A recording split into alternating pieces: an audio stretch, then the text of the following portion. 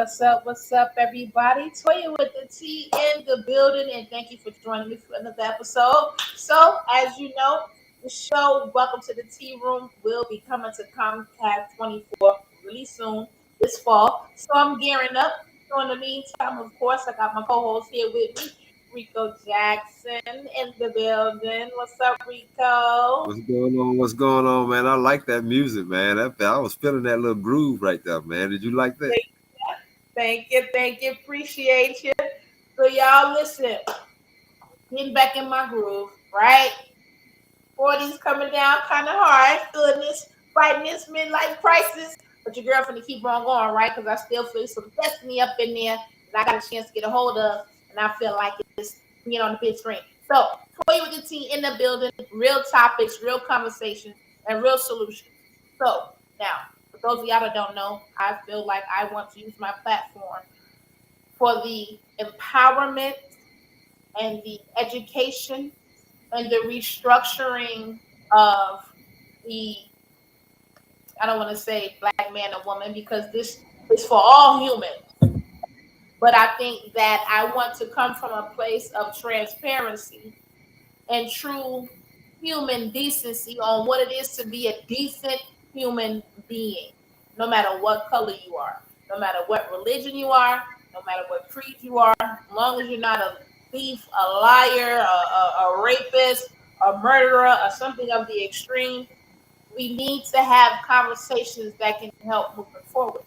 So, with that, today's topic, of course, which we are going to be discussing, is some of the things on how we move past, right? So, I think first and foremost, it's important that we address our own issues before we address outside issues. Kind of like Right, you need to help yourself before you help others, right? right, So, I'm not trying to rule out white people or Asians or different nationalities. I just feel like because I am black that I should focus on black community first, black healing first, black wellness first. Getting past black trauma. That is not only institutionally influenced in our lives, but also spiritually and hereditarily, whether we want to believe it or not.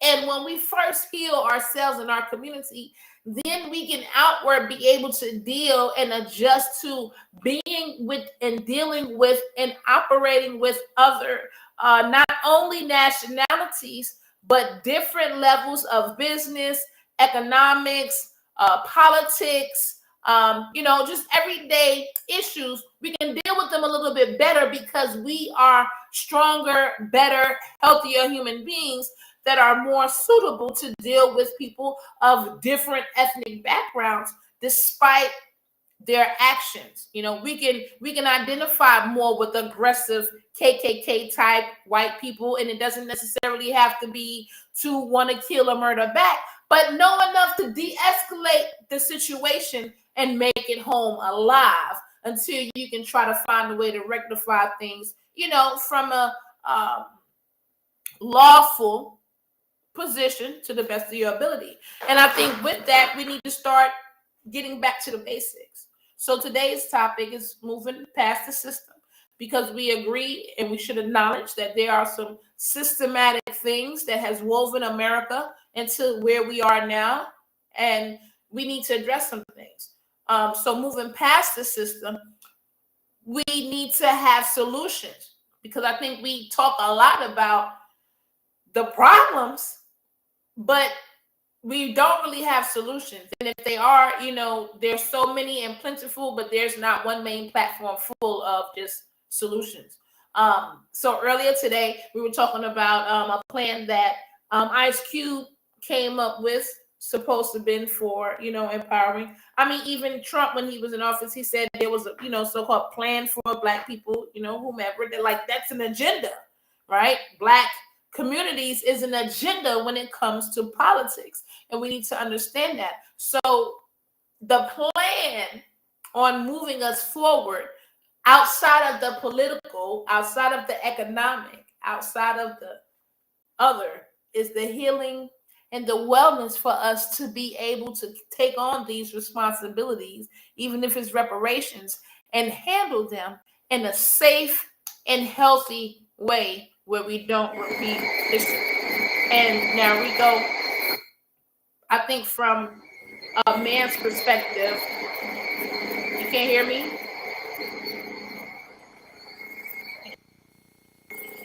Can you hear me now? I can hear you, but it's some noise. Okay, it stopped. Okay. So from a man's perspective, let's talk about the system.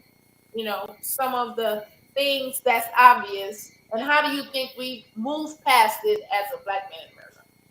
Well, first off, to even understand how the system works and understand what we need to do, we have to understand that we have to move and think as a group, because we live in a system where groups work for a certain standard and a certain agenda. So, with us having a group standard, we find out what that standard is, what's acceptable, um, what we want to accomplish. We hold ourselves accountable for some things that we do individually, and being able to accept some of the things that we do and some of the behaviors that we have that we think we're doing for our best interest really isn't for our best interest. Um, Knowing and watching and seeing how other groups maneuver and why they are successful, you know, all of that is so important, So I think first off, to even get to a situation where we do have to understand how to work or get past the system. I don't even know if you want to say get past the system. I'll say if you want to learn how to maneuver around and in the system, how to work it. You have to understand that you have to utilize that game as if you're playing Monopoly, but we can't play Monopoly with everything we do in life. We have to make sure that we don't let that affect our culture and our standard, even though some of the things that we have to do to play in that system is some of the things we need for survival. So I think we start identifying the things that we need that's necessary. Some of the things we consume that the system produces that's necessary, and understand that even when we utilize those things, we use it in a conservative way, that we don't contribute to a whole lot of waste, even with time, much less with money, but just contributing to a whole lot of waste, buying things. I know a lot of people now that have a lot of credit card debt, but in about 3 or 4 years, they'll be giving away clothes that they ain't never wore before. Expensive items. And I ain't talking about no cheap clothes. I'm talking about polo. I'm talking about expensive stuff, Gucci purses that they ain't never had a chance to take out in public, that they know that when people see these purses or they see these shoes that they wear, that they bought, the Air Force Ones for $1,200. When people see them, they gonna know, oh, that's some $1,200 Air Force Ones, but they ain't wearing them every day. So that's a lot of waste, I saw some shoes one day that DJ Khaled bought, and he thought that he could just put them up and they was gonna, gain a lot of money, get a lot of value built up over amount of time. And he pulled them back out and decided he wanted to try them on, and they fell apart. They rotted. That was a lot of waste. He spent a lot of money on those shoes. So I think it gets to a point where we start understanding not only as individuals, but as a group and as a culture, what we set as a standard in our culture and what we set as a standard of expectations with our families, and knowing what's really valuable in this system. Are diamonds really valuable? No. They look good. Somebody said they were valuable. But as a people, once we realize that those things really aren't valuable, then we have to stop being led or misled to value those trivial things.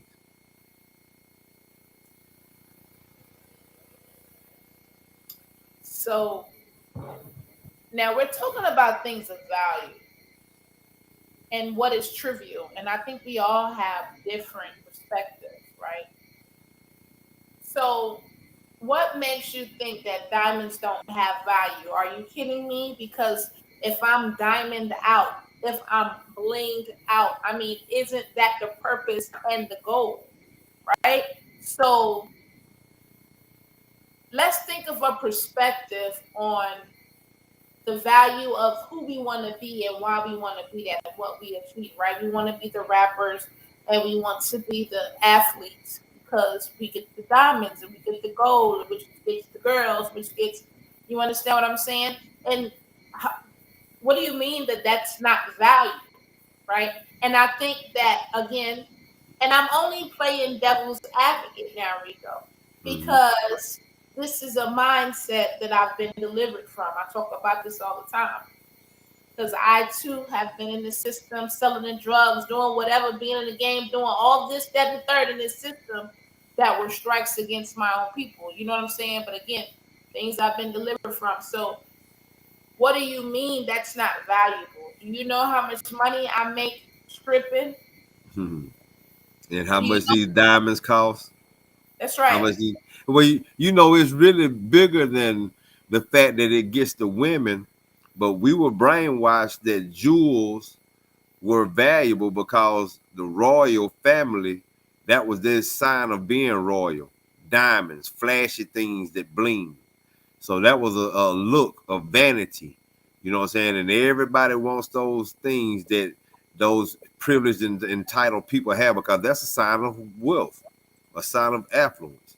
So if you got the diamonds and you got the rubies and the emeralds and the jewels and the topazes and all these different um, things that they went to other countries and mined for, they look at that as valuable because of vanity, because of aesthetics, because it looks good. But what value does it truly have to your existence? You can put a monetary value on it and sell it and put a lot of food on your table, but at the same time, um, does it cure you of any kind of disease? I mean, if money wasn't existing anymore and you had to depend on something to put in your belly, could you eat that diamond? I mean, there's really no tangible value. There's there's really no asset for diamonds besides maybe in the industry or the world of machinery. You have those things that could cut metal and things like that with diamond tips. But honestly, you know what I'm saying? Like gold produces energy. You could get all kind of electricity. They use gold to put stuff out into space. I mean, that's how valuable gold really is. It really does have a physical and tangible value. But diamonds have no tangible value. It's just aesthetics that makes it valuable. And the people that like that aesthetic of the diamonds and the jewels are the ones that made it valuable. And so it passed down.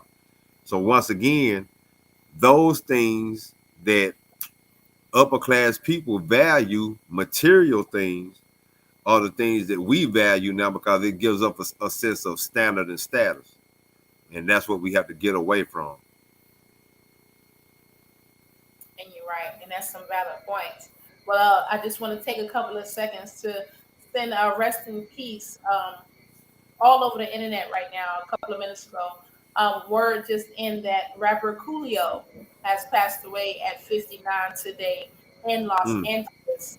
Um, Not sure if this is fake news yet, but like I said, it's all over a couple of the social media sites. And rapper Coolio has passed away, and I just want to say rest in peace, rest mm, in heaven, brother. Thank you for your contribution to music, but it's definitely sad to hear and a sad day to see him go at such a young age. So, mm, just sending a shout out to Julio and his family. Um, may my father prayers be with you, keep y'all, and give y'all comfort at this time. And losing Julio and is definitely a loss to all of us. Rest in peace, and shout out to Julio again. Thank you mm. for your contribution. Yeah, that's sad. I just read that. That's unfortunate. But yeah, all over social media. But so we're gonna get back on track here. Just amazing. I'm heartbroken right now, so I just kind of stay focused.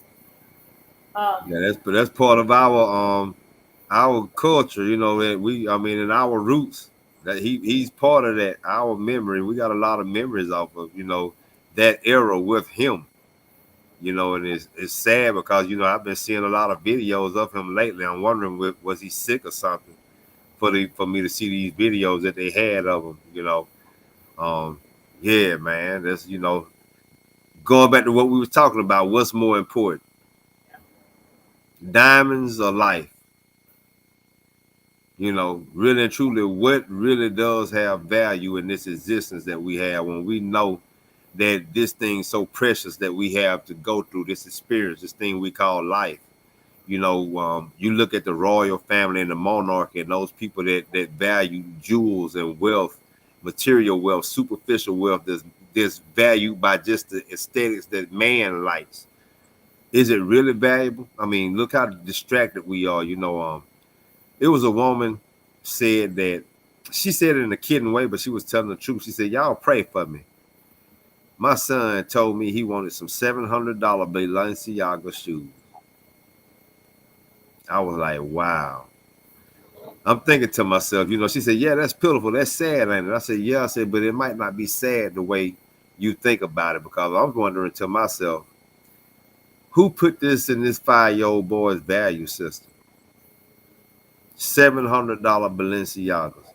Who puts that in a young male's value system? When I mean, he don't went past PS5. He don't went past PS5 and gold chains and everything, man. He wanted some $700 Balenciaga shoes. How he even know about them at 5 years old? You know what I'm saying? Right now they saying people know what gender they want to be at 5 years old. Listen, man, at 5 years old, you might not even know how to shoot marbles. You might not even know how to tie your shoes properly. Might not even be wiping your butt good at 5 years old. And you got a value system, and it ain't the child's fault. Because he got it from somebody.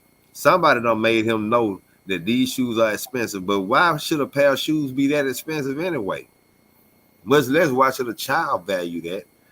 But why should anybody value some shoes for $700? So, you know, we got to get out of that system, because I guarantee you Amish people don't think like that.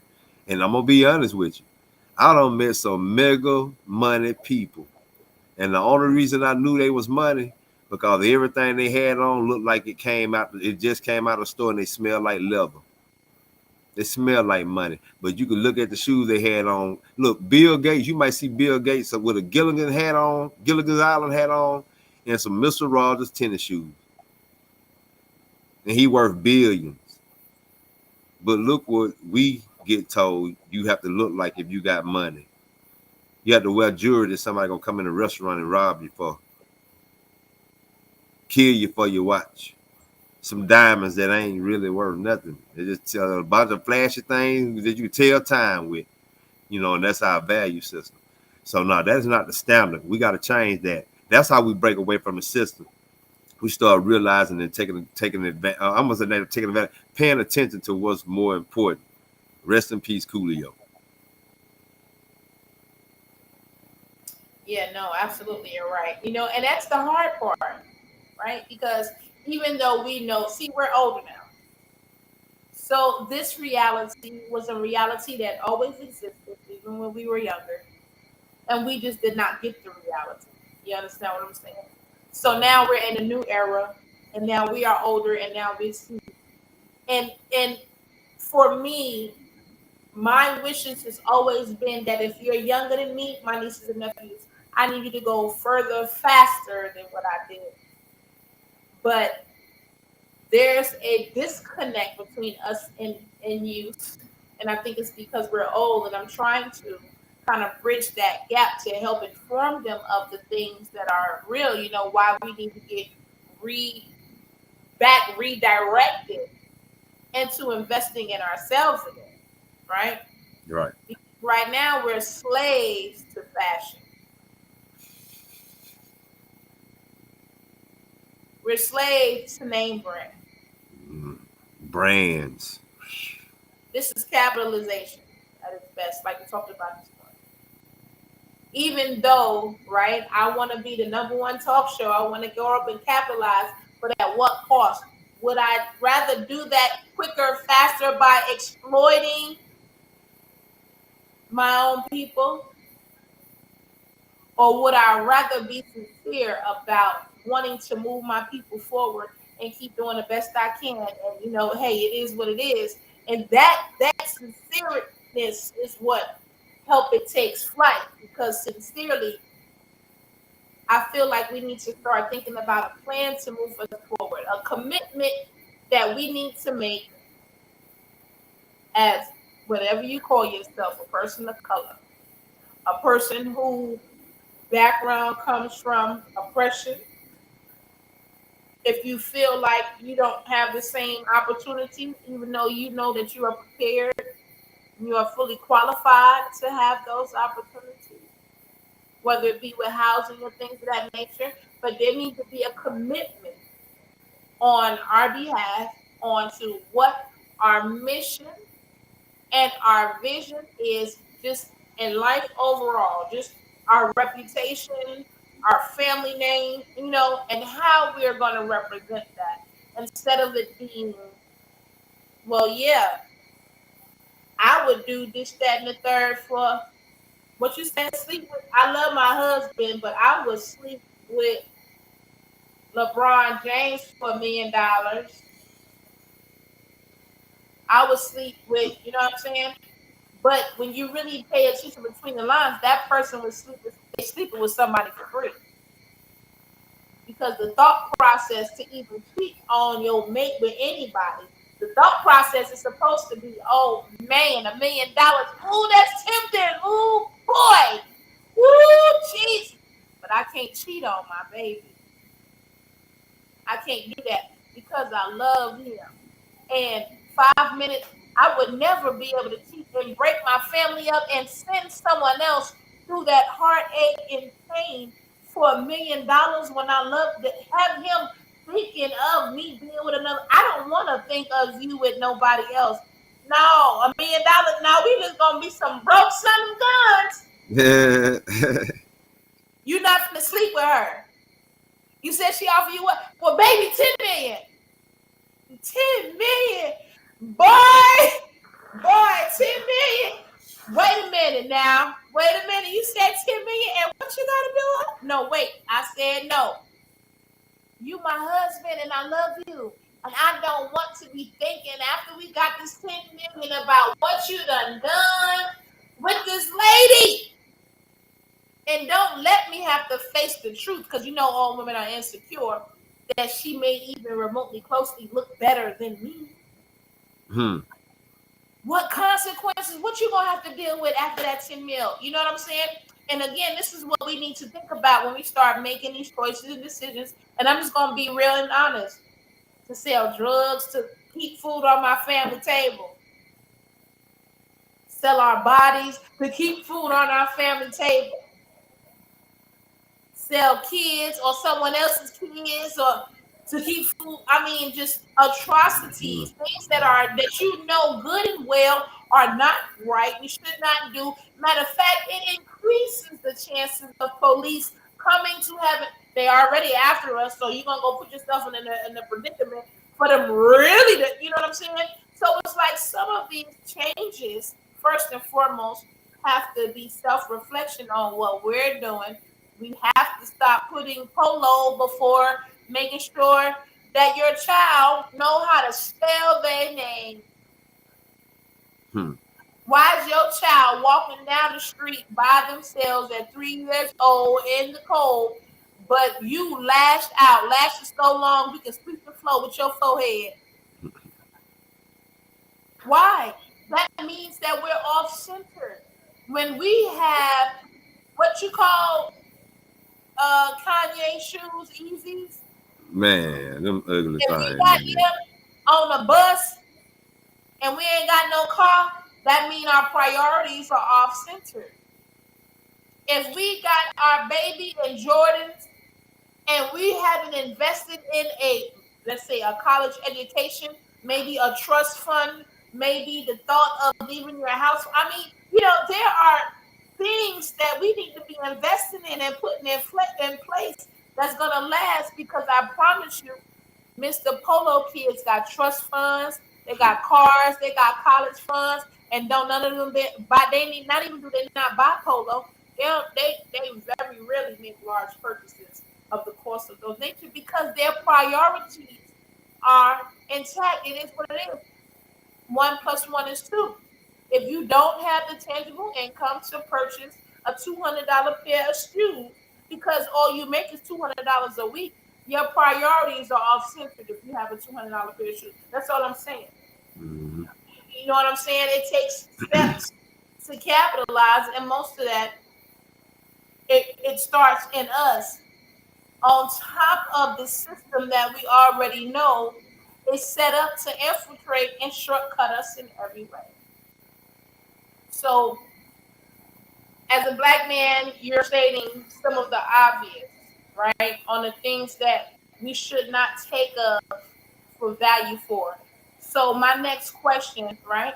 Because you're talking to your son, you're talking to the young kids outside on the street, I'm talking to the young girls, 2021. So, why get up and go to work if it's not about my nails, my hair, my bling? You know what I'm saying? That's the goal. I want to beat Nicki Minaj because of what I can have. I want to do all these things to my body because what I can have, because that's like, what else am I going to value if I don't value that? Who wants to be like the Amish, right? And this is the fight, because everything we talking about are true and valid, and the Amish know this. But the addiction of having the comfort, and this is what we value. How do you expect me to give that up? How do you expect me to break that? And how complicated do you think that would be if we were to change, wave a wand, and change the campaign to this be a new way of living? How long do you think that change would take to affect, let's just say, just the United States? Because people don't like change. People don't like change. Yeah. But we're decreeing and declaring in order for us to beat global warming, in order for, you know what I'm saying? In order for us to live longer, we will have to decree and declare that we have to go back to get into things like the Amish. It is a law that you cannot drive locally, only long distance. It's a law that you don't use electricity, use candles. You know what I'm saying? Extreme things that they do in the Amish that we're not willing to. If that became law for the sake of humanity to last, how do you think that would affect us just in America? We're not even talking global. How long? How do you think it'll affect us, or how long you think it'll take it? How long do And, you think it? and how long do you think that it would take? Because, I mean, you're asking for a lot with, with the I values mean, we have. the thing is it ain't took a whole lot for things to change in the last 50 years. Right. It just became trend. They use this thing called media to hypnotize people because they know the effect that it has on the brain. When you could get people to pay attention with the eyes and to listen with the ears, it could do the same thing that pendulum does. And before you know it, they in a trance. That's And they right. loving and falling in love and doing things that they don't even realize they're doing it, but they just caught up under a spell. So what it is just this reward system that we get from it too, from being in this trance of the things, the bright lights and the sensationalism that this TV gives us, this social media gives us. So people, they do a lot of strange things because it's profitable. They willing to do anything for some money. You have to show people really. We cussing on him. We're gonna try not to, but let me see. It's 9:28, right? It's late. The kids should be in the bed. It should be after dark. You drop a bomb, drop a bomb. But the intent, we got to do an after dark, and we got to label it after dark. I didn't put explicit. You know what I'm saying? But we'll make sure in the future we have an after dark, because it's a couple of bombs I'll be wanting to drop too. So be Well, gentle. what it is you know how Malcolm X said we were bamboozled, Right. and I say we was mind screwed. Right. Sometimes you have to mind screw people with the same tactics into doing the right thing. So we have to create a new trend, since people like having cool things, and we have to make the people that actually get acknowledged as this is who you want to be like, this is who you need to idolize, this is who you need to listen to. The influencers, we need to give the proper ones the attention and the platform to be able to influence.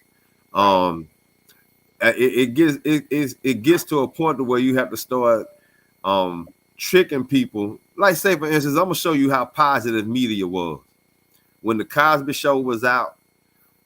Black people, ebony people had an example of people living a different lifestyle that they wasn't used to seeing, but at the same time they wanted to be like Theo, they wanted to be like Claire, they wanted to be like, you know what I'm saying, I guess his name was Bill on there. I can't remember what his name was, Dr. Husband, you know what I'm saying? They wanted to be like that family because that family had the ideal setting, they were successful.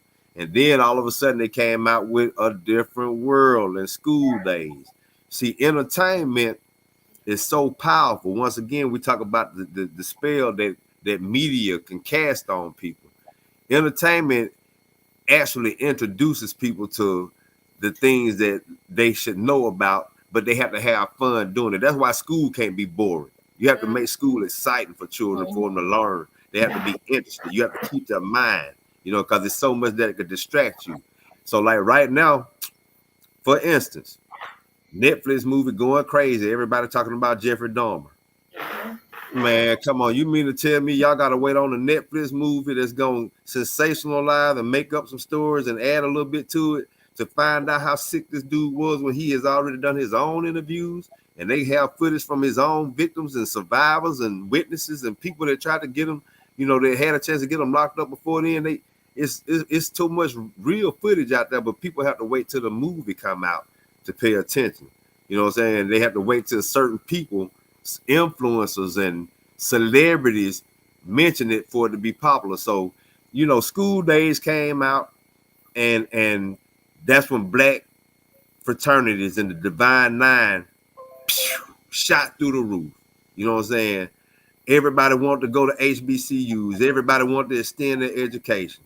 You know what I'm saying? You saw black excellence once again, because this ain't the first time it happened. You saw black excellence become the standard just through TV. But then somebody changed it around and started showing all the black families being buffoons again, being clowns, a whole bunch of Jimmy Walkers, like the Williams Brothers show.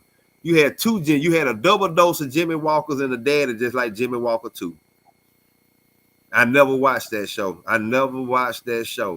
You know what I'm saying? Because I think we too hooked on entertainment. We've been entertained enough, but we can't get enough of it because it does something for our brain to be able to laugh and feel good. But sometimes you got to put your priorities first. Sometimes you got to turn the TV off and do some homework with your children. You can't be watching comedy. Kings of Comedy, you got to turn that off sometimes. You can't go to every event. Can't go to every concert. You know what I'm saying? Sometimes we have to put entertainment to the side, but in this life, we want to experience joy and reward. So we hooked on that. And for you to do it, you got to have money. And for you to have the final things that celebrities say that you should have to make you feel like you have made it or that you have some type of value, you got to have money. So that's why you have people like The Game that can come up to people and ask them, what would you do for $1,000 pair of Balenciagas? I do anything. Get something out that trash and drink it. Get something out that trash and eat it. And I'm going to record you. And they'll do it because The Game gonna get them $1,000 pair of Balenciagas. The same Balenciagas this 5-year-old.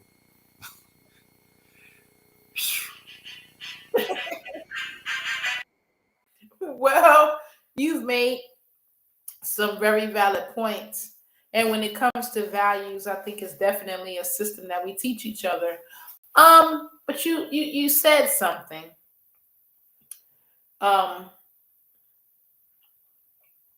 You mentioned about, I just lost my train of thought. You were talking about the value, how this 5-year-old or how The Game is going to give you this money to eat out of the trash. And when you look at that at media, we don't pay attention to what you're saying, the trends. You know, there are trends and influences that are utilized that we follow, that they influence for a reason. And that is the trend.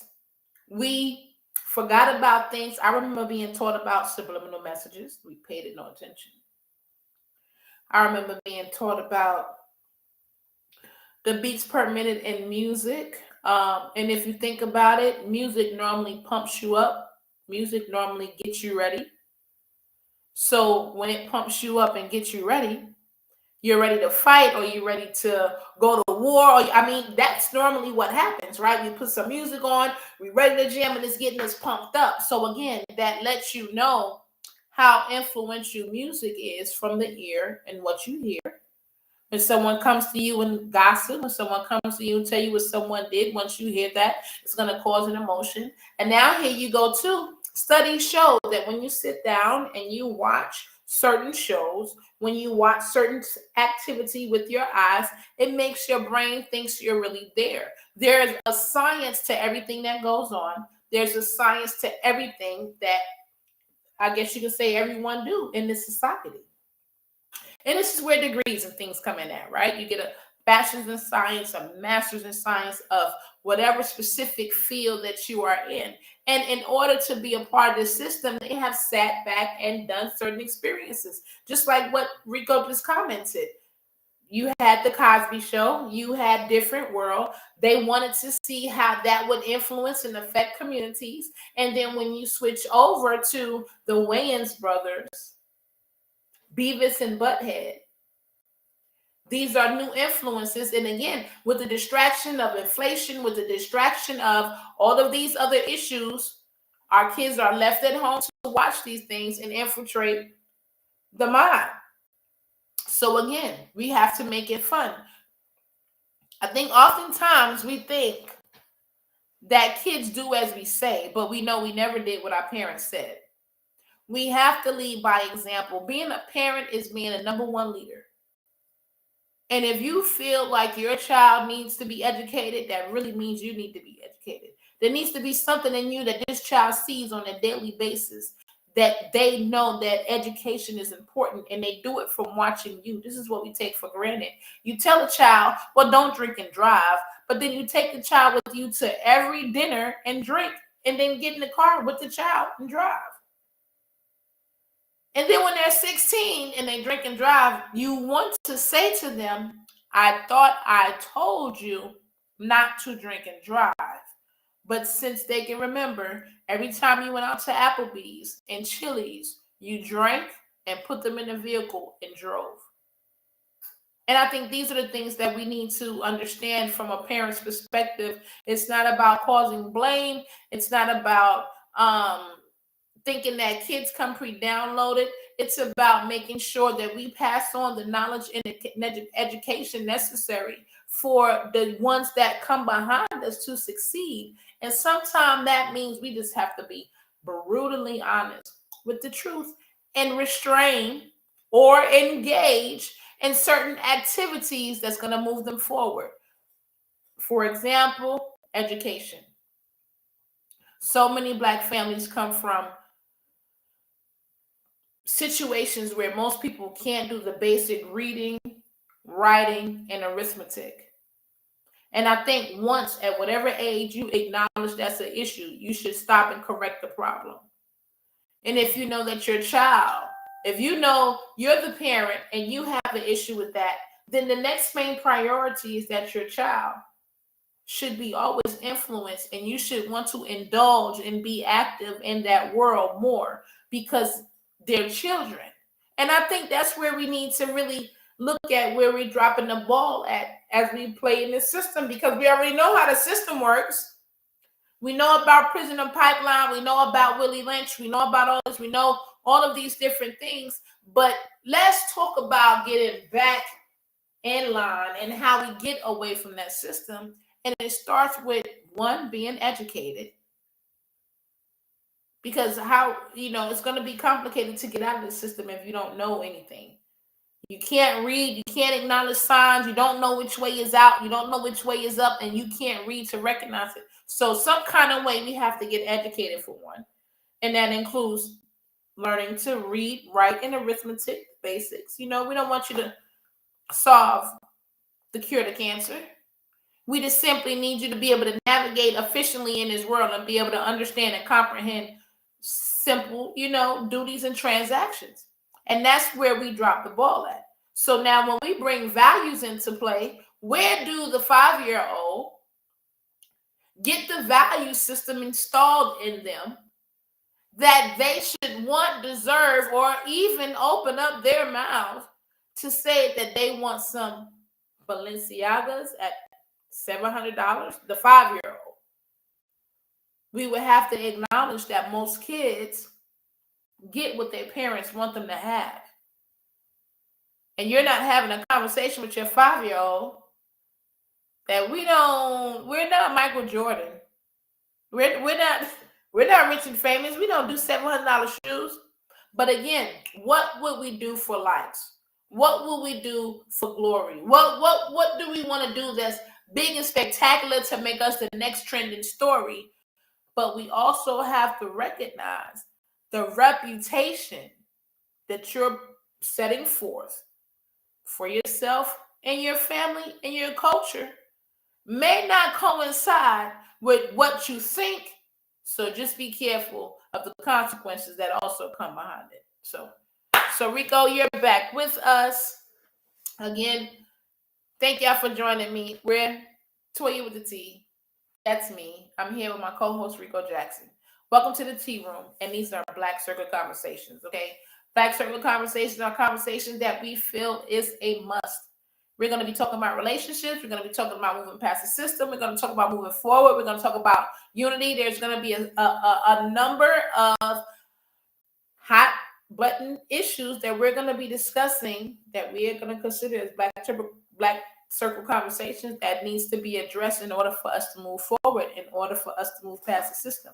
And I think from a man aspect, Mr. Jackson has a very wise and intellectual insight, as well as myself, a great perspective and an insight from a woman's point of view on how we can move forward. And we have a guest, Beef Tech 111. It says, do you post a recording of your stream somewhere? So far it should be on Facebook. It should be on YouTube. Thank you. It's on Facebook, YouTube, Twitch, and a new platform. I can't remember the name right now. But you can go on any of those. Toya with the T, ToyawitDatea, and you should see it there. I'm still gonna find out how to go to Instagram, but it'll be there soon. But it's Toya with the T, ToyawitDatea, Toya with the T. And please like, share, and subscribe. Thank you so much for joining me. But yeah, I just really feel like media is good, but I believe, we dress things up, we beef things up, we want it to be glamorous. And I would like to do a show that's real, that's transparent, that's real people. When our show start coming up soon, we want real people like you to come on the show, whether you have a business, if you want to write in and let's talk about your topic and you feel like you want advice from some people that's going to come from a sincere place, this is where we want this platform to be. Sincere people that try to look at things from the most humane way possible with all the variables in place. And sometimes that's just what people need. So again, I thank you so much for joining us. Like, share, subscribe, tell your friends. The next time we come back, and I'm going to make sure I have a schedule for that and all of y'all. So make sure you stay tuned to all my social media. We're going to have a call-in number where you'll be able to call in. And we're going to have some topics. So y'all just work with me. October is the kickoff year. This is just warming up. But thank you for joining me. And we're going to get back to this Black Circle conversation. So, Rico, moving forward, okay? I don't think everybody understands things from, let's just say, a Black point of view. Just like sometimes women don't understand things from a man's point of view and vice versa. But I think when it comes to having to sustain things like a little bit more police brutality, being overly policed, you know what I mean? Oh, you're always committing crimes. Oh, and that the pot calling the kettle black, but whatever. Having all of these things, when we get houses, white people get paid more. The things we go through, the things we're subjected to in our community. With that being an instance, And with trying to move forward and get away from these value systems, what do you think that a man should do first when he recognizes that there needs some be some adjustments? And what do you think, when a man has a husband, for instance, we're talking about scaling back, right? So you're a someone influential, making it cool. You're a millionaire athlete, and you go to your wife and you say, "Hey, we living too extreme." You go to your kids and you say, "Hey, we're living too extreme. We need to scale back some things. We need to start thinking about, you know, global warming. We need to think about saving, and you know what I'm saying, and consuming." And for the most part, like you said, if they was to put this in the law, most people would scale back and be like, "What are you talking about?" So now again, if this is something, this is a plan, and this is something that we're gonna do moving forward, how do you, I guess, start to lead your family in that direction from here? Like, how do we just up and stop these things? And you tell your son, "Well, son, we're gonna be walking a little bit more, not driving.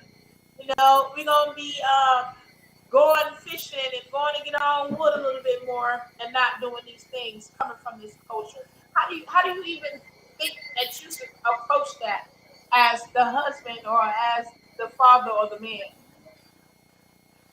Yeah, I don't think you got me on screen. And then I'm gonna have to be honest with you, man. I don't know I'm gonna be able to download all that, man. You just talk for 10 minutes straight, man. I don't know what to say. I mean, I'm like, wait a minute now. So what exactly you want me to answer? So I'm saying, so as a man, right? We've talked Uh, about getting away from the value system. We're talking about not consuming as much. But you're a man that has a family, and you're not your average person. You got good money. Bill Gates money. You got good money. You know what I'm saying? You're well to do. And you're telling your family that you need to scale back. We need to not consume so much. Okay. So we're not gonna live in this big fancy house with all these pools no more. We're not gonna have all these different cars. We're gonna start scaling back because you've noticed the error of your ways. How do you begin to tell your family that you're going to start to make changes for the benefit of the family, but you're taking away some of the things, like you say, that they value? You're taking away their change. You're selling their jewelry. We're not going to have all these cars. We're not going to, the maids got to go because it's about not consuming as much. How do you break that down to your family that you're about to be doing some adjustments or some scaling back to some Amish type ways of living?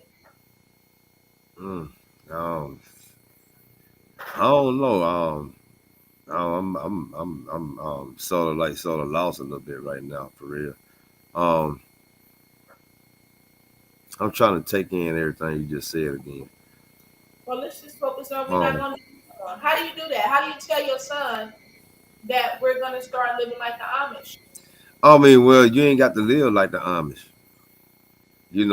but at the same time, you could get them to understand how groups and true people that are successful don't waste on trivial things. You know what I'm saying? Even though they might splurge on big expensive things, you don't see them. Like I said, you might see Bill Gates wearing a Gilligan's Island hat and Mr. Rogers shoes.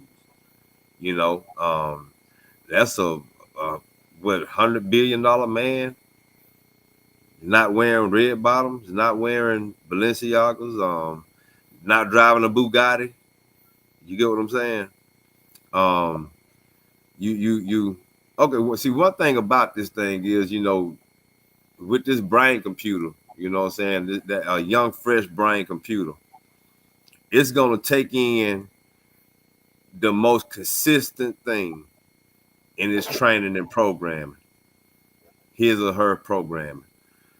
So it's like whoever is around it the most consistently is gonna pick up whatever they value, but then also whoever they see, even if it's every now and then, just on the outside looking in, being the most consistent, they might idolize them from a distance. So now, like, they might be in a household full of chaos and confusion, but at the same time, they got a friend with a parent that's just a solid man or a solid woman. And so they say, you know what, man, I want to be like them. Once again, it goes back to who is promoted as your influence. You know what I'm saying? You're not supposed to idolize anybody, but at the same time, it doesn't hurt to model yourself after somebody, or to somewhat, say you want to be like somebody, especially if they're moving in a good way. But depending on who's around you, influencing you and programming you, the most consistent, like that's why as a parent, you should always, especially if you got good intentions, you should always want to make sure that if you ain't going to be the most consistent positive influence around your child, whoever is around them on the most consistent basis are other people that have some type of morals and integrity, some type of idea about what's more important, you know what I'm saying? Got the priorities straight. It's really about promoting Black excellence again, making it cool again, making it a trend. You have to mind screw people into doing that. You have to show them those people of Black excellence, the ones that we used to call lames and squares when we was young. They need to be the ones in the Lamborghinis and the Bugattis. You know what I'm saying? It don't need to be the rappers. It need to be, if they like gold chains, then maybe they need to see the ones that graduated law school, maybe out in the street with some nice jingle and bling on. You get what I'm saying? Driving tonight. What you do, man? I practice law. What you do? Oh, I'm on Wall Street. What? Wall Street? What's Wall Street? I do the stock market. What? You mean you can do it? Man, you got to go to school though. Yeah, you got to make some sacrifices, but man, I ain't never had to worry about prison, and I'm guaranteeing you I'm making more than that drug dealer right there. That's right. Because he probably bought his bootleg, and then at the same time, to meet those people that don't have those flashy things, and get them to understand not to be the athlete or not to be the player, but to be the owner of the team that pays the player. That's right. Getting them to understand really what Black excellence is. What's your definition of Black excellence? Succeeding in capitalism? Okay, if you succeed in capitalism, what's your agenda to succeed in capitalism? Just so you can have all the things that a man could want, or so you can actually help your community and your group? Because you still got to understand how important the group is, just like Jews and Chinese and Vietnamese and Latinos. And Nigeria, the Africans, the Somali population, all these people come together and they still have this group identity, that they have a standard that they're going to look out for each other, because if they ain't got each other, ain't nobody got them.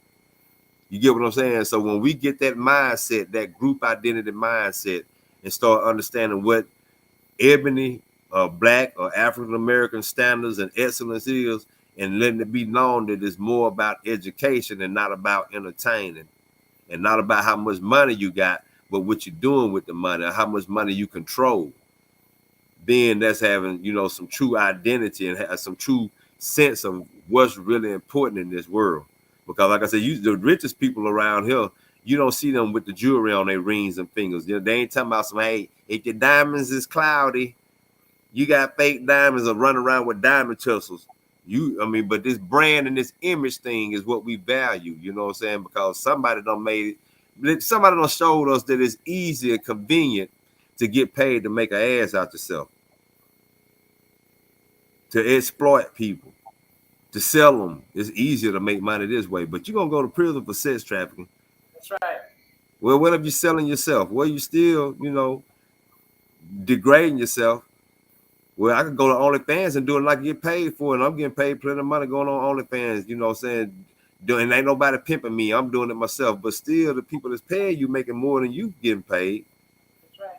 And if not, they making more from everybody else in the end. It might give you a bigger share, but 10% of 1 million women gonna be more than what you made by yourself, and everybody done seen everything you got. So can everybody be bought? It's capitalism. What if you really want to succeed in capitalism? If you really want to capitalize, what do you want to accomplish, or what are you trying to really achieve in life once you capitalize and you succeed in it? Right. Valid points. And again, I don't think that, most of the time we even think about that. You know what I'm saying? A lot of people say if you knew better, you do better. And I think that's true. Mm. So when we see certain situations, I think the first thought should be that maybe they don't know no better. Because if they did, they would do better. And then I think, the second thing is, all situations is not a cause for us to say something, right? Mm-hmm. Even Mm-hmm. though we're having this conversation, you shouldn't say it to a stranger. But if it's your niece, nephew, brother, cousin, someone around you, these are the conversations that we need to be having with them. And it's all doesn't don't assume, well, we came from the same daddy or the same mother. Well, if you see them doing these things, then it could be time for conversation and time for constant reminders that in order for us to get ahead, we got to bring back our value system back in line. Mm-hmm.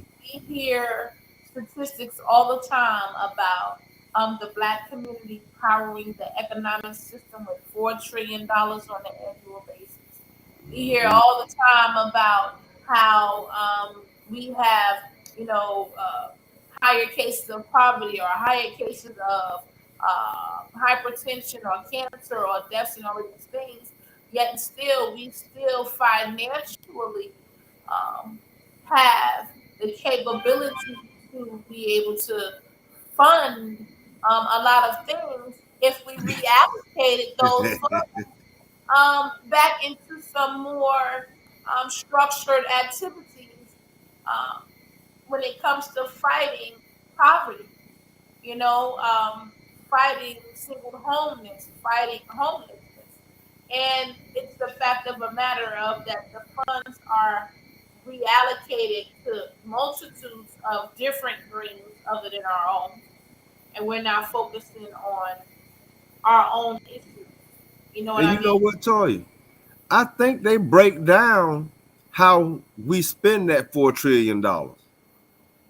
I think they break that down. If I am mistaken, I've seen it, and it is pitiful the waste and the extravagance that we spend that $4 trillion on when we really could be doing a lot more good. Yeah, I think that might be true too. And I will definitely try try to find out how we do that because I'm quite sure that they have numbers and how we spend our money and on what. They got a pie somewhere. Trust me, they got you somewhere. Entertainment. Um, they probably got entertainment on there. They're gonna say utilities, survival. Let me see. They probably gonna have what would you call recreational things? They wouldn't Okay, call it superficial things. Accessories. They might call it accessories or something like that. You know what I'm well saying? But I'm pretty sure they got a pie chart, let's a play graph or around. something. Let me bring this up. Let's see, because I was just playing with something just now. And it is. Let's see. That is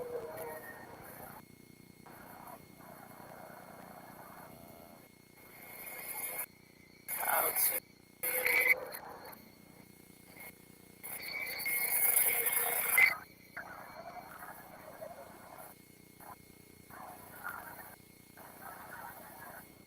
See,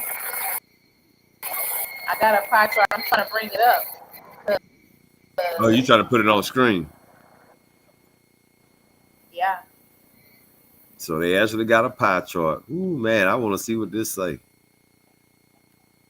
Seeing things like this, you know what I'm saying, it's really a indictment. You know what I'm saying? It's like, some things you have to look at and say, okay, man, we need to rethink some stuff. If we spending $4 trillion this way, you know what I'm saying? I mean, just think that ain't even under the table in black market money. That ain't, you know what I'm saying, the illegal money that's spent. Hey, that ain't the $40 It's strange for some change money that's just being traded around.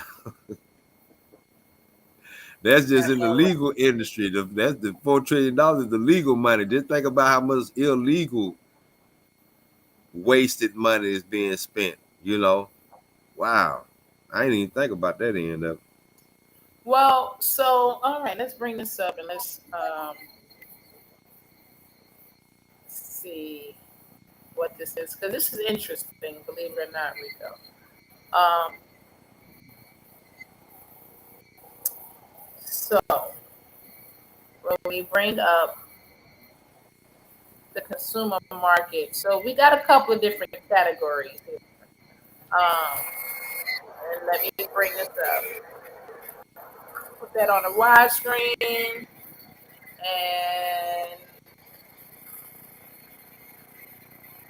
let's see if we can get some clarity. So, can you see that, Rico, or do I need to try to zoom in? I can see it. It says dry vegetables and grains, 472.3 million.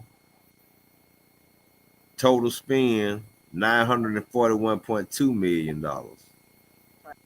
Percentage of total spend attributable to consumers of color, 50%. So we buy 50% of the dry vegetables and grains. Baby food, 42%, $817 million. 1.9 billion. Personal soap and bath needs, 1.3 billion. And total spend is for the whole population. Okay. 3.04 billion. So people of color buy 41% of soap and bath needs. I think they're lying. I think we paid more than that. Fresheners and deodorizers, 774.1 million spent by consumers, 2.02 billion total. So they saying that we only buy 38% of air fresheners and deodorizers. They trying to say we stink. That's a lie. I can't with you right now. Okay, the shelf-stable juices and drinks, 2.3 billion. In total is 6.2 billion. So we buy 37%, 37.5% of shelf-stable juices and drinks. So that's like what bottled water and apple juice and stuff like that. Okay, prune juice. Yep. The stuff that's sort of like non-perishable or can't spoil or something like that. Yeah.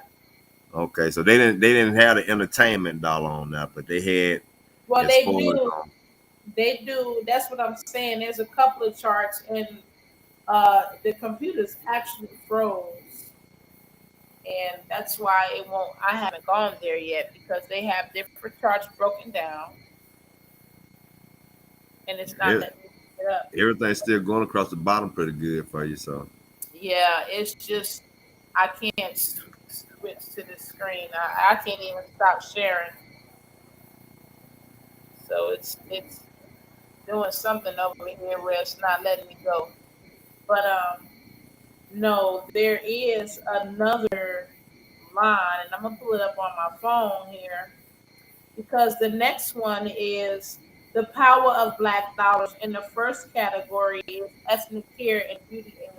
Now I'm gonna aesthetics, aesthetics. Okay, I said that word earlier, didn't I? So, cosmetology and beauty. Okay, that's right. Ethnic hair and beauty aids are 63.5 million. Black dollars are 54.4. Women's fragrances. Hold on, they ain't got the percentage. They ain't got the percentage.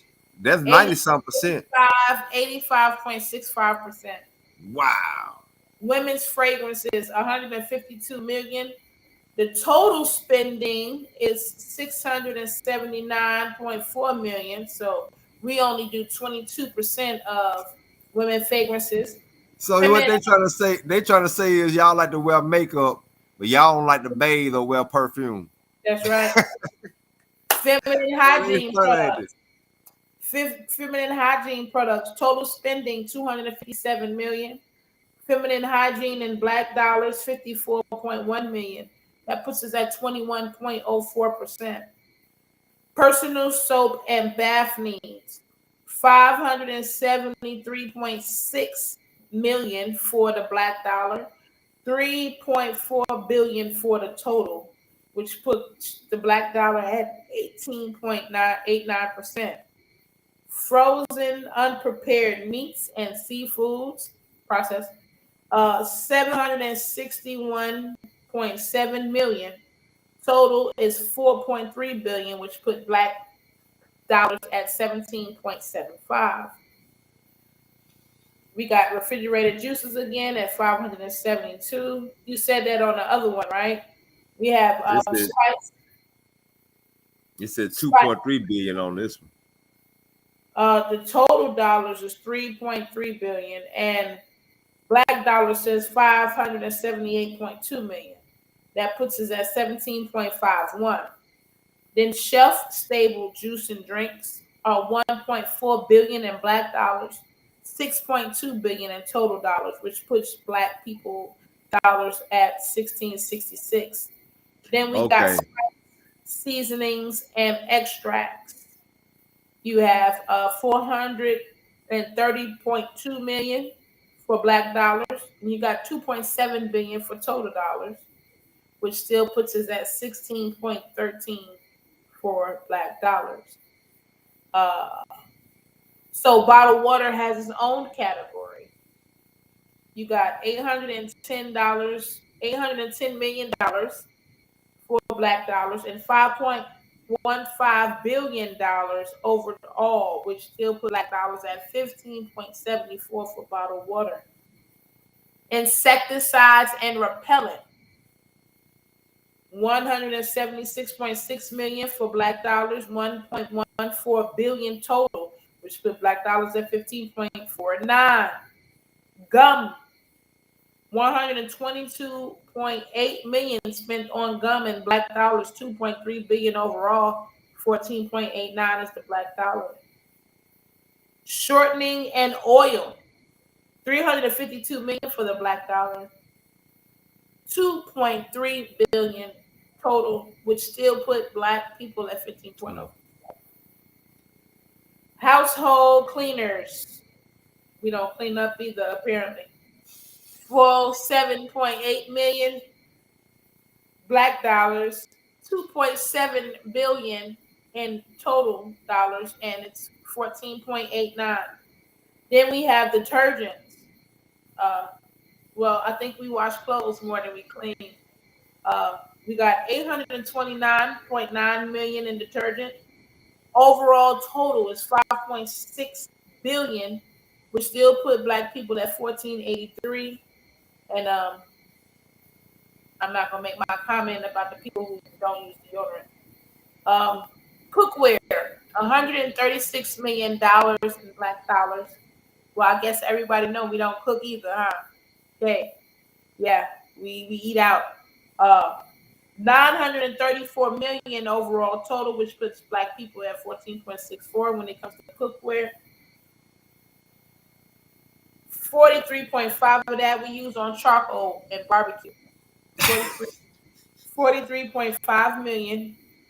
And the overall total for charcoal and barbecue and accessories are 300.5 million overall. Black people are still coming in at 14% of that. Now, I'm really mad that I still can't switch over to the screen, which doesn't shock me. But we didn't get into, and this for what it's worth, these are the Nielsen report. Okay. So for those of y'all who don't know what Nielsen is, it's one of the most trusted rating reporting companies in America, in the United States, which normally for television, but these are the Nielsen's numbers for media and black consumption. And we skip things like, the clothing, cars, homes, real assets that could be counted as a worth in the black community. And we should be. You know what grabbed my attention the most? Look at the percentage on the aesthetics and the beauty. compared to all those other necessities. Out of all those necessities, we down in the teens. But then when it comes to beauty, image, brand, and all this aesthetic stuff, want to look good. Look at what we spend and how much of a percentage we was of that total dollar. That's very indicative of what our value system is. And some people might dispute that, but like they say, men lie, women lie, numbers don't. That's right. Now you can manipulate the numbers, but I'm led to believe that because I see enough weave and eyelashes in the street. You know what I'm saying? And fingernails. I see enough of them just in the streets randomly. You know what I'm saying? Man, that's wild. I mean, to see that that's the type of percentages that we have. And to be honest with you, they might not be lying because it's one or two things. Either we're not buying soap and deodorant and the necessary things that you need to cook and prepare your own food, or we getting it hot off the black market. Oh, for food stamps. I mean, those things are in play too, because believe me, we bathing. You know what I'm saying? And that's one thing you ain't fixing to say that we ain't got in our nature. But one thing I did notice too, because some of those numbers were sort of different, and I realized then that those that first chart, the one that I read, was multicultural. It was multicolor, and the one you read was black. Yes. So that was a big difference. But yeah, man, that's hey, accountability. Yeah. Sometimes, people say, man, I don't like to air our stuff out in public. Man, hell with that, man. Sometimes you got to air your stuff out in public and hold yourself accountable, because just like we see it or we don't see it, other people see it. I mean, we have to admit that some of the stereotypes, the negative stereotypes that white people say about us, some people exemplify. That's right. I mean, it's been plenty of times, I don't see other black people and I'm like, oh my goodness, I see what they talking about. And white people, it's the same thing with white people and Chinese people. They see other people and they be like, oh my goodness, that's embarrassing to us. Yep. But understand that this automatic. Now, you don't have to be prejudiced, but do understand that you got to be able to understand you have to identify with your group. That is a must. That is a necessity. I always said that to me, any black town, any black community, or any majority black school, Ebony school, in the United States, any black country, to me, is a representation of what black people can do if they have the reins in their hand. And if they fail, whether we want to acknowledge it or not, all them white people gonna look at us and say, see, that's what happened when y'all run stuff. Y'all can't run nothing. Look at that. Look at that school. Look at that community. We let y'all have control and then run down and dumb. Not to mention that it's gonna be things in play that's gonna make sure that we don't even be able to accomplish it. But at the same time, what are we gonna embrace in itself? Are we gonna lower our standards and accept some things and some people that we shouldn't?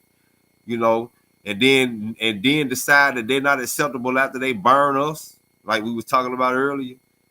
People let people slide that they know that's unacceptable. They don't live up to the standard of the group that we supposed to have as black excellence. But we'll keep them around because we got this unconditional loyalty to the brotherhood or the sisterhood.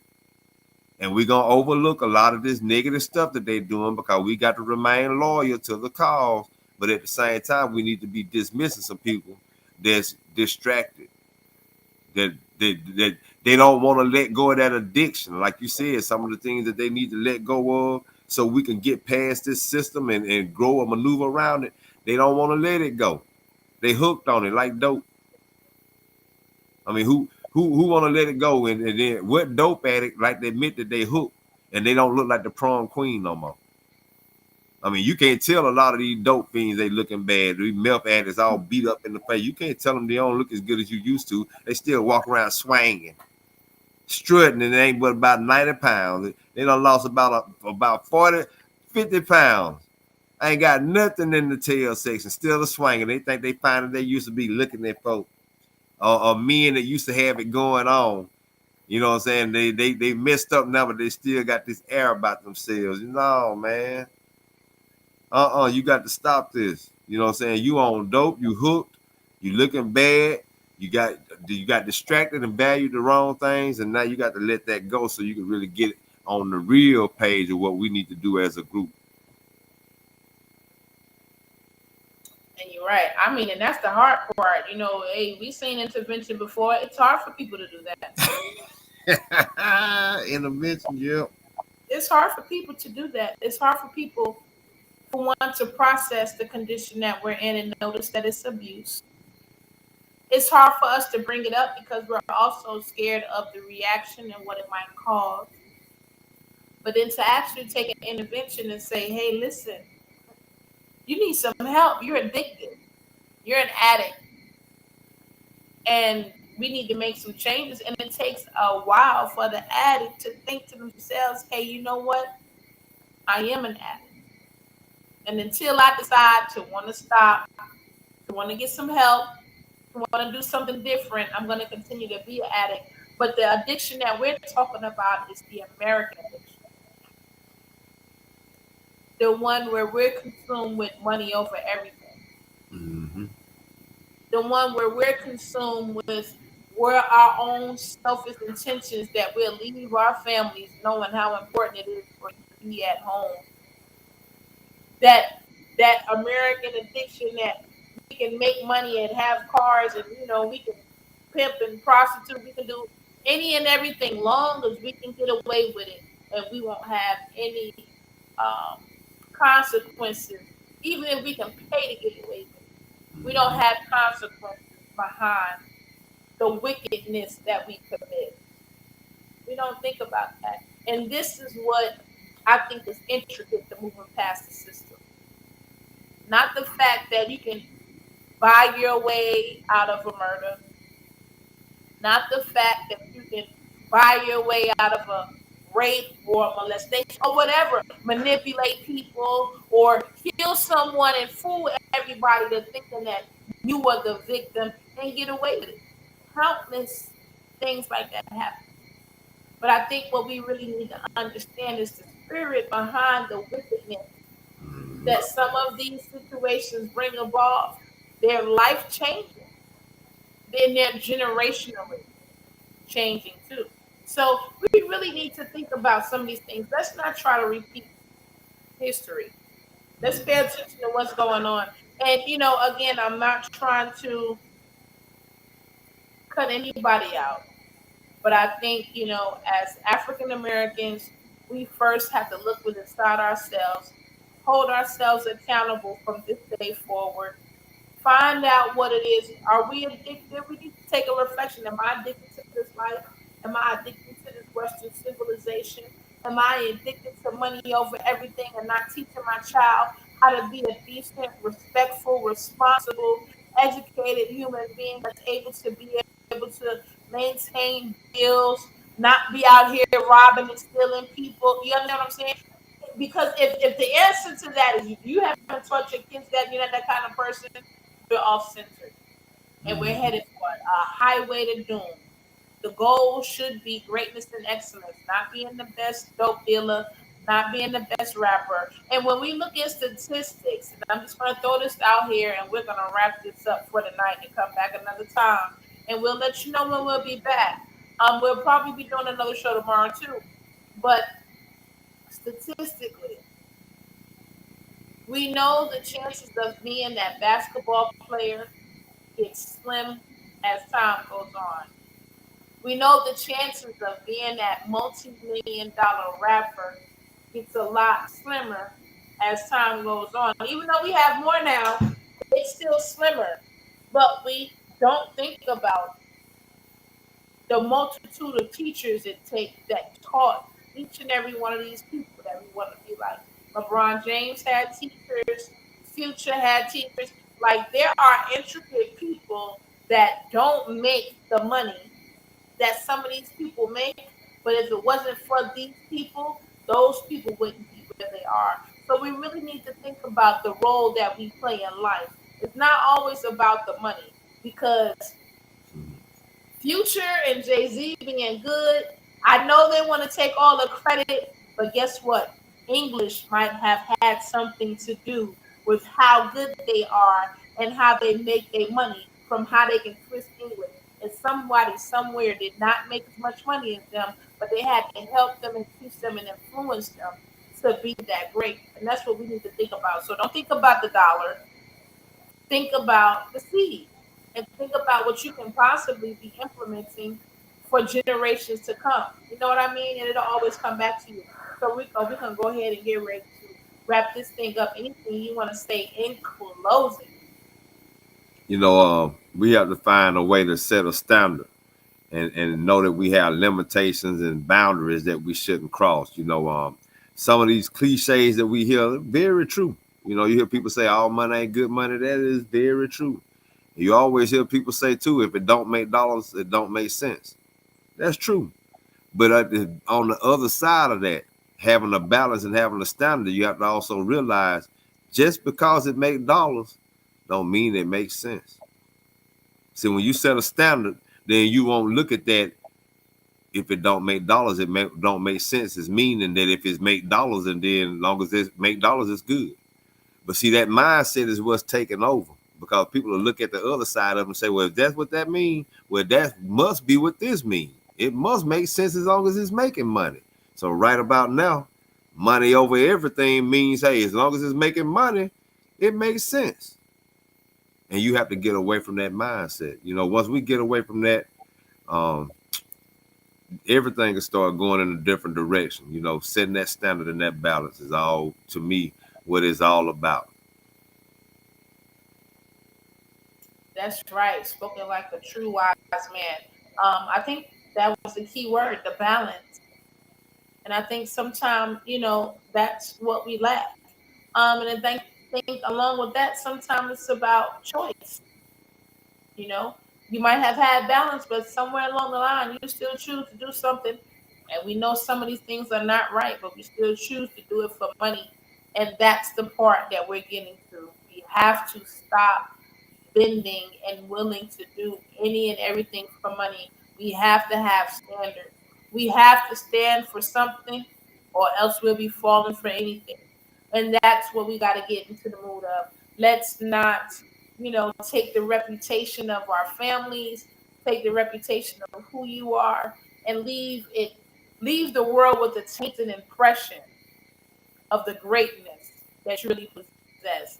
Because I think you really might be cheating the world out of what they really can be good, which comes from you. You know what I'm saying? But as usual, man, I just want to thank you for another opportunity to come on live with me, y'all.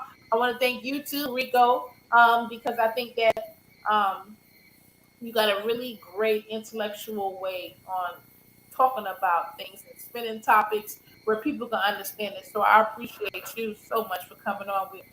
And we'll definitely be getting together, doing it again.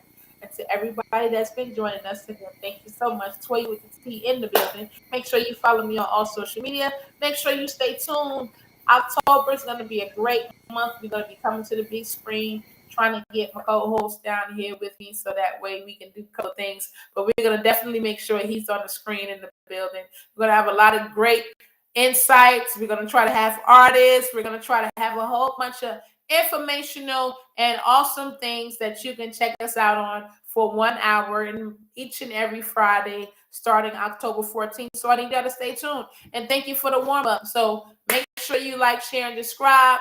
Make sure y'all join us tomorrow morning. Oh, no, not tomorrow morning. We won't be on the Morning Glow. But make sure you join the Morning Glow. We do the replay Monday through Friday. You'll find myself and Rico Jackson on there. And like I said, starting October 15th, you'll be seeing Toy with the T, the podcast, on Channel 24 Comcast, on all social media, and on Roku. So thank y'all so much. I love y'all.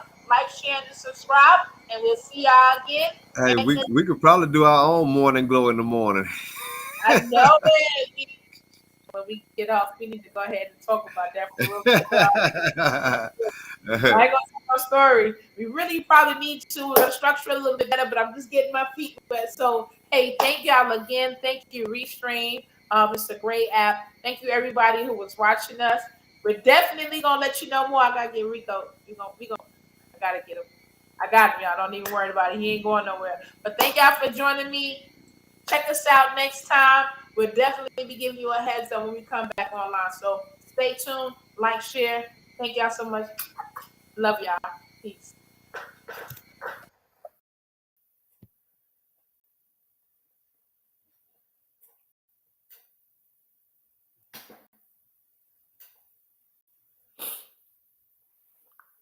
Ay, ay, ay, ay, ay, ay, ay, ay, ay, ay, ay.